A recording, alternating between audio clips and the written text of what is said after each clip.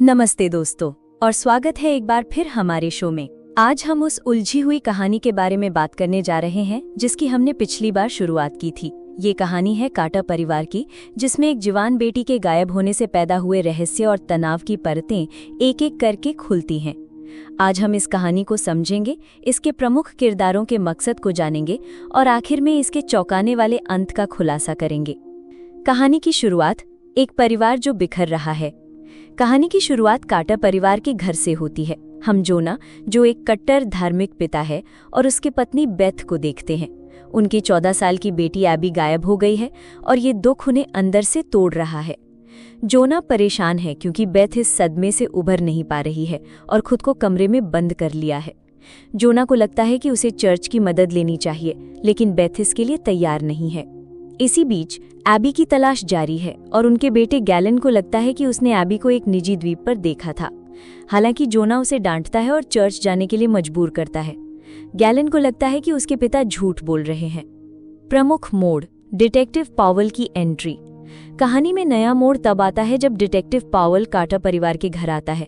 वो एबी के मामले में नया है और एक वेलफेयर चेक के बहाने घर की जांच करने आता है। वो गैलन से बात करता है और पता लगाता है कि गैलन ने एबी को द्वीप पर देखा था। जब बेथ डिटेक्टिव से मिलती है तो वो बहुत परेशान और बचाव की मुद्रा में होती है। वो डिटेक्टिव को घर से जाने के लिए कहती है। इसी बीच उनकी पड़ोसिन एजरा डिटेक्टिव को बताती है कि जोना और बेथ दोनों बहुत सख्त और धार्मिक है और उसने घर से अजीब मंत्रोच्चार की आवाज़ें सुनी हैं। रहस्य गहराता है। रैंडल की वापसी। कहानी तब और उलझ जाती है जब बेथ का भाई रैंडल शहर में आता है। वो जोना के लिए एक खतरा है क्योंकि उसे परिवार के बारे में कुछ पता है। हमें पता चलता है कि बेथ और रैंडल के बीच अतीत में कुछ हुआ था जिससे उनका रिश्ता खराब हो गया था। रैंडल, जो अपनी जिंदगी को सुधारने की कोशिश कर रहा है, बेथ से माफी मांगना चाहता है, लेकिन बेथ उसे अस्वीकार कर देती है। इसी समय डिटेक्टिव पावेल को एबी की पोस्टमार्टम रिपोर्ट मिलती है जिसमें पता चलता है कि उसकी मौत आत्महत्या नहीं बल्कि गला घोंटने से हुई थी और फिर उसे दफनाया गया था। ये जानकारी एक बड़ा खुलासा है। कहानी का अंत का खुलासा। कहानी का सबसे बड़ा खुलासा तब होता है जब बेथ आखिरकार जोना को सच बताती है। बेथ कहती है, मैंने उसे दफनाया था। उसने शनिवार को खुद को फांसी लगा ली थी।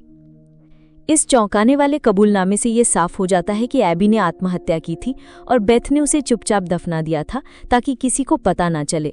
वो जोना से कहती है कि वो नहीं चाहती थी कि कोई भी इस दुख से गुजरे। बेथ के इस काम से जोना का धार्मिक विश्वास और भी ज्यादा कट्टर हो जाता है। वो चर्च में जाकर एबी की मौत को हमारे पापों का नतीजा बताता है और पूरे परिवार को शुद्ध करने की बात करता है। कहानी का अंतिम मोड़। कहानी का अंत एक भयानक और दुखद मोड़ लेता है। जोना ये मान लेता है कि एबी की मौत के लिए रैंडल जिम्मेदार है। वो गैलन को विश्वास दिलाता है कि रैंडल एक शैतान है और उसने ही एबी को मारा है। जोना रैंडल को पकड़ लेता है और उसे जबरदस्ती यीशु के नाम पर कहने के लिए मजबूर करता है। जोना, रैंडल को पकड़कर, शैतान की शक्ति को मेमने के लहू से तोड़ा गया है, यीशु के नाम पर। रैंडल, डर से, मुझे नहीं पता क्या हो रहा है। जोना, चीखते हुए, कहो यीशु के नाम पर। रैंडल, डरते हुए, यीशु के नाम पर।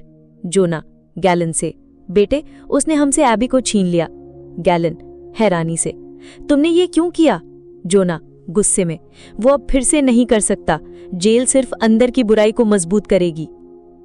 अंत में हमें पता चलता है कि जोना ने एबी की मौत के लिए रैंडल को दोषी ठहराया और उसे मार डाला।